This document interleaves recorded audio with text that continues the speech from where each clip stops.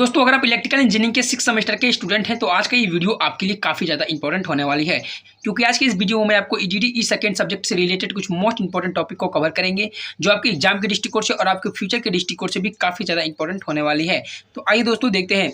दोस्तों इसमें हम सबसे पहले आपको बताएंगे इंटरनल वायरिंग का क्वेश्चन सॉल्व करने के लिए कुछ महत्वपूर्ण बिंदु, कुछ महत्वपूर्ण सिंबल को मैं आपको बताऊंगा जो आपको इंटरनल वायरिंग का क्वेश्चन सॉल्व करने के लिए काफ़ी ज़्यादा इंपॉर्टेंट होगा। इसमें आपका एग्जाम में इंटरनल वायरिंग का क्वेश्चन कंपलसरी होता है, यानी कि आपके इंटरनल वायरिंग से क्वेश्चन कोई ना कोई जरूर पूछेगा, तो आपको इंटरनल वायरिंग का क्वेश्चन जरूर तैयार करना चाहिए। तो दोस्तों सबसे पहले आप इंटरनल वायरिंग को सॉल्व तभी कर पाएंगे जब आप सारे सिंबल को अच्छे तरीके से समझे रहेंगे, तभी आप इंटरनल वायरिंग का कोई भी क्वेश्चन को सॉल्व कर पाएंगे। तो आइए दोस्तों देखते हैं। अब यहाँ पे सिंबल में बनाया हूँ, आप देख सकते हैं यहाँ पे जैसे नंबर 1 सिंबल जो आपको देख सकते हैं ये बल्ब का सिंबल है। इसके बाद आपका ये फैन का सिंबल है। इसके बाद ट्यूबलाइट आपका ऐसे बनता है। इस सिंबल को ध्यान दीजिए, क्योंकि दोस्तों ये सिंबल आप चीज़ें आपको अच्छे तरीके से पता होना चाहिए, तभी आप क्वेश्चन को सॉल्व कर पाएंगे। और दोस्तों आप फ्यूचर में भी अगर आप कोई भी काम करेंगे तो ये सब सिंबल आप अच्छे तरीके से अगर समझे रहेंगे तभी आप कोई भी काम को अच्छे तरीके से कर पाएंगे। और नेक्स्ट हमारा डिस्ट्रीब्यूशन बोर्ड का सिंबल आपका कुछ इस तरह से रहेगा। इसमें डीबी लिखा रहेगा, डब्बा बना रहेगा। उसके बाद दोस्तों सब डिस्ट्रीब्यूशन बोर्ड का सिंबल आपका कुछ इस तरह से रहेगा। इसमें आपका डब्बा बना रहेगा और इसमें आपका SDB लिखा रहेगा।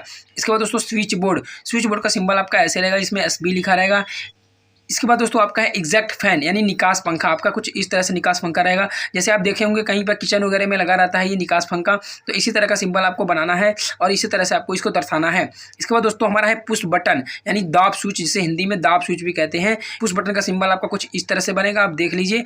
आप देख सकते हैं पुश बटन का सिंबल कुछ इस तरह से बनता है, आप देख सकते हैं। इसके बाद दोस्तों हमारा है पंखा रेगुलेटर का सिंबल आपका कुछ इस तरह से बनता है। तो दोस्तों ये सिंबल काफ़ी ज़्यादा वेरी मोस्ट इंपॉर्टेंट है, अगर आप एग्जाम के दृष्टिकोण से भी और आपके फ्यूचर के लिए इंपॉर्टेंट है। तो आप सिंबल को अच्छे तरीके से देखिए, अपने कॉपी पे बनाइए और इसे अच्छे तरीके से प्रैक्टिस कीजिए, ताकि ये आपको भूले ना अगर फ्यूचर में आप इलेक्ट्रिकल डिपार्टमेंट में अपना करियर बनाना चाहते हैं तो।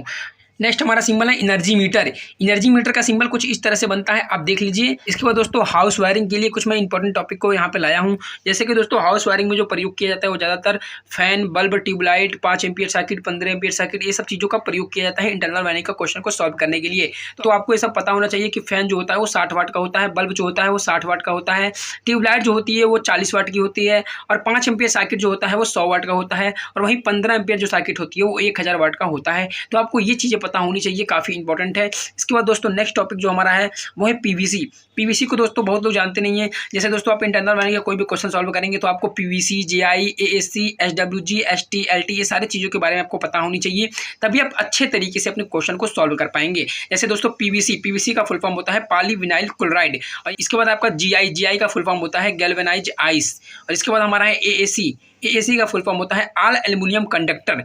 इसके बाद हमारा है SWG जिसका फुल फॉर्म होता है स्टैंडर्ड वायर गेज। इसके बाद हमारा है ST जिसे हाई टेंशन कहते हैं।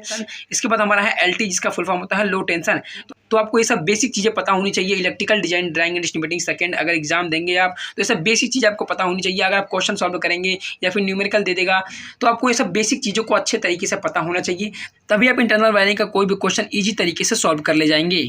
इसके बाद नेक्स्ट टॉपिक जो हमारा है वो है दोस्तों पोल माउंटेन सब स्टेशन का प्रयोग 11000 वोल्टेज को 415 वोल्ट में कन्वर्ट करने के लिए इसका प्रयोग किया जाता है। तो दोस्तों ये आपको चीज़ें पता होनी चाहिए कि जो पोल माउंटेन सब स्टेशन होता है उसका प्रयोग हम कहाँ करते हैं। अगर आपसे कोई भी एग्जामिनर या फिर कोई भी आपका अगर वाइवा हुआ तो आपको ये सब क्वेश्चन पूछ सकता है, या फिर अगर आप कोई कंपनी में जाएंगे या फिर कहीं भी जाएंगे फ्यूचर में तो आपको ये सब चीज़ें पूछी जा सकती हैं। अगर मान लीजिए आपसे कोई पूछता है कि पोल माउंटेन सब स्टेशन का प्रयोग कहाँ किया जाता है, तो आप उन्हें बताएंगे कि पोल माउंटेन सब स्टेशन का प्रयोग 11000 वोल्टेज को 415 वोल्ट में कन्वर्ट करने के लिए इसका प्रयोग किया जाता है।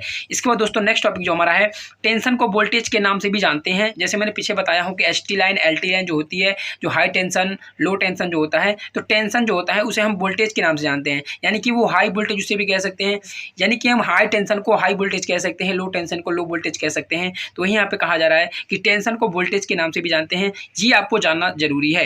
इसके बाद दोस्तों नेक्स्ट टॉपिक जो हमारा है लो टेंशन का प्रयोग सिंगल फेज में 230 वोल्ट तथा 3 फेज में 440 वोल्ट के लिए किया जाता है। ये भी क्वेश्चन काफी ज्यादा इंपॉर्टेंट है, क्योंकि दोस्तों इसमें भी आपका ऑब्जेक्टिव क्वेश्चन पूछ सकता है आपके कंपटीशन एग्जाम में। अगर आप कोई भी JEE वगैरह का एग्जाम देंगे तो आपको ये सब चीज़ें अच्छी तरीके से पता होनी चाहिए, और आप एग्जाम देने जा रहे हैं EDD ई सेकंड का तो भी आपको ये सब चीज़ें पता होनी चाहिए, तभी आप न्यूमेरिकल को अच्छे तरीके से सॉल्व कर पाएंगे ईजी तरीके से।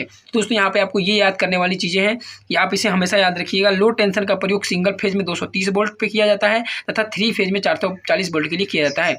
तो दोस्तों ये चीज़ आप हमेशा याद रखिएगा कि लो टेंशन का प्रयोग सिंगल फेज के लिए 230 वोल्ट तथा 3 फेज के लिए 440 वोल्ट के लिए किया जाता है। इसके बाद नेक्स्ट क्वेश्चन क्वेश्चन जो हमारा है, हाई टेंशन के अंतर्गत कितने वोल्टेज तक लाइट हमारी आती है। तो दोस्तों हाई टेंशन के अंतर्गत सबसे मिनिमम जो वोल्टेज आती है वो 11,000 वोल्टेज आती है, उसके बाद 22,000 वोल्टेज आती है, इसके बाद लास्ट 33,000 वोल्टेज तक आती है हाई टेंशन के अंतर्गत। तो आपको ये चीजें भी पता होनी चाहिए कि हाई टेंशन के अंतर्गत 11,000 वोल्टेज, 22,000 वोल्टेज, 33,000 वोल्टेज तक आती है। इसके बाद नेक्स्ट टॉपिक जो हमारा है, 33,000 वोल्टेज से ज्यादा वोल्टेज लाइन को एक्स्ट्रा हाई वोल्टेज के नाम से जानते हैं। दोस्तों जो 33,000 वोल्टेज होती है उससे ज्यादा अगर वोल्टेज आपको कहीं देखने को मिलेगा तो आप उसे एक्स्ट्रा हाई वोल्टेज के नाम से जानेंगे। तो दोस्तों नेक्स्ट टॉपिक जो हमारा है, वोल्टेज कितने प्रकार के होते हैं, काइंड्स ऑफ वोल्टेज। तो दोस्तों आप देख सकते हैं वोल्टेज यहाँ पे मैं 4 प्रकार का लिखा हूँ, मैनुअली 4 प्रकार के ही वोल्टेज माने जाते हैं। जैसे यहाँ पे सबसे पहला आपका लो वोल्टेज, लो वोल्टेज के अंतर्गत आपका 250 वोल्ट से कम अगर लाइट रहेगी तो वो आपका लो वोल्टेज के अंतर्गत आएगा। वहीं आपका दूसरा है मीडियम वोल्टेज, मीडियम वोल्टेज के अंतर्गत 250 से 650 वोल्ट तक लाइट आती है। इसके बाद तीसरा है हाई वोल्टेज, हाई वोल्टेज के अंतर्गत आपका 650 वोल्ट से 33,000 वोल्टेज तक लाइट आती है, उसे हाई वोल्टेज कहते हैं। तो लास्ट हमारा extra high voltage, extra high voltage में दोस्तों आपका कितना वोल्टेज लाइट आती है, एक्स्ट्रा हाई वोल्टेज के अंतर्गत आपका 33,000 वोल्टेज से अधिक की लाइन को एक्स्ट्रा हाई वोल्टेज के अंतर्गत आता है। अगर आपको कहीं 33,000 से ज़्यादा वोल्टेज लाइट देखने को मिलती है तो आप उसे एक्स्ट्रा हाई वोल्टेज के नाम से जानेंगे। तो आपको ये सब अच्छी तरीके से पता होना चाहिए, ये सब बेसिक चीज़ें, अगर आप इलेक्ट्रिकल के स्टूडेंट हैं तो आपको ये सब चीज़ें अच्छी तरीके से पता होनी चाहिए। तो क्योंकि दोस्तों ये सब चीज़ें आपको कभी भी कहीं से भी पूछा जा सकता है, तो आपको ये सब चीज़ें अच्छे तरीके से याद होना चाहिए। इसके बाद नेक्स्ट क्वेश्चन जो हमारा है वो कह रहा है विद्युत दुर्घटना होने के कारण बताइए। दोस्तों इसमें आपको पूछ रहा है कि विद्युत दुर्घटना होने के क्या क्या कारण होते हैं, इसको आपको बताना है। तो दोस्तों कारण में अगर आप 4-5 कारण भी एग्जाम में लिख देंगे तो काफ़ी बेहतर नंबर गेन कर पाएंगे अपने सेमेस्टर एग्जामिनेशन में। लेकिन दोस्तों मैं यहाँ पे आपको 10-12 कारण बता दिया हूँ, आप देख लीजिए दोस्तों, क्योंकि ये आपके एग्जाम के दृष्टिकोण से और आपके फ्यूचर के दृष्टिकोण से भी काफ़ी ज़्यादा इंपॉर्टेंट क्वेश्चन है, जैसे मैं आपको यहाँ पे कारण बताऊँगा। तो आइए दोस्तों देखते हैं, जिसमें सबसे पहला नंबर जो हमारा कारण है वो है विद्युत ज्ञान का अच्छे से अभाव न होना, दूसरा है योजना का अभाव न होना, तीसरा है विद्युत नियमों का पालन न करना, चौथा है इलेक्ट्रिकल का कोई भी कार्य करने से पहले हाथों में दस्ताना पहनना चाहिए, पांचवा है किसी भी तेज धार वाले औजार का इस्तेमाल करते समय सावधानियां बरतनी चाहिए। इसके बाद छठवां है किसी इलेक्ट्रिकल बोर्ड में सप्लाई तब तक ना दे जब तक कि आप सुनिश्चित ना हो जाए कि इसमें सप्लाई अच्छे तरीके से दे दी गई है या नहीं। इसके बाद नंबर 7 पे है किसी भी वर्कशॉप में काम करते समय ढीले कपड़े ना पहने और अपने हाथों में किसी भी प्रकार का कड़ा, अंगूठी वगैरह ना पहने।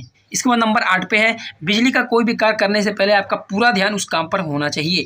इसके बाद नंबर 9 पे है किसी भी पोल या टावर पर कार्य करने से पहले सेफ्टी बेल्ट का इस्तेमाल जरूर करें। इसके बाद नंबर 10 पे हमारा है बिजली का कार्य करते समय औजारों का विशेष ध्यान देना चाहिए, औजारों को साफ सुथरा रखना चाहिए। इसके बाद नंबर 11 पे जो हमारा है बिजली का कोई भी कार्य करने से पहले किसी भी प्रकार का नशा ना करें। इसके बाद नंबर 12 जो हमारा कारण है बिजली का कोई भी कार्य करने से पहले आपके हाथ या कपड़े गीले नहीं होने चाहिए। तो आपको ये सब चीज़ें विशेष ध्यान देना चाहिए, क्योंकि दोस्तों ये आपके एग्जाम के दृष्टिकोण से और आपके फ्यूचर के दृष्टिकोण से भी काफ़ी ज़्यादा इंपॉर्टेंट है। तो आपको ये चीज़ें अच्छे तरीके से याद होना चाहिए। तो और दोस्तों मैं आपको बताना चाहूँगा कि नेक्स्ट वीडियो में मैं आपको इंटरनल वायरिंग क्वेश्चन को सॉल्व करने के लिए बहुत ही ईजी स्टेप बताऊँगा, क्योंकि दोस्तों इंटरनल वायरिंग का क्वेश्चन 80% चांस होता है कि आपके ईडीडी ई-सेकंड एग्जाम में पूछता है। तो आपको एक इंटरनल वायरिंग का क्वेश्चन तैयार कर लेना चाहिए मेरे हिसाब से, तभी आप अच्छे नंबर गेन कर पाएंगे। और दोस्तों मैं आपको बताना चाहूँगा कि नेक्स्ट वीडियो में आपको इंटरनल वायरिंग क्वेश्चन को सॉल्व करने के लिए कुछ बहुत ही ईजी स्टेप बताऊँगा, जिस स्टेप को आप फॉलो करके आप इंटरनल वायरिंग का कोई भी क्वेश्चन आएगा आप उसे ईजी तरीके से सॉल्व करेंगे। और तो दोस्तों मैं नेक्स्ट वीडियो में उस टॉपिक को लेकर आऊँगा। तो दोस्तों उम्मीद करते हैं कि ईडीडी ई-सेकंड से रिलेटेड वीडियो आपको यूजफुल लगा हो, तो please like and subscribe this channel. Thanks for watching video. मिलते हैं एक न्यू वीडियो के साथ, तब तक के लिए जय हिंद, वंदे मातरम।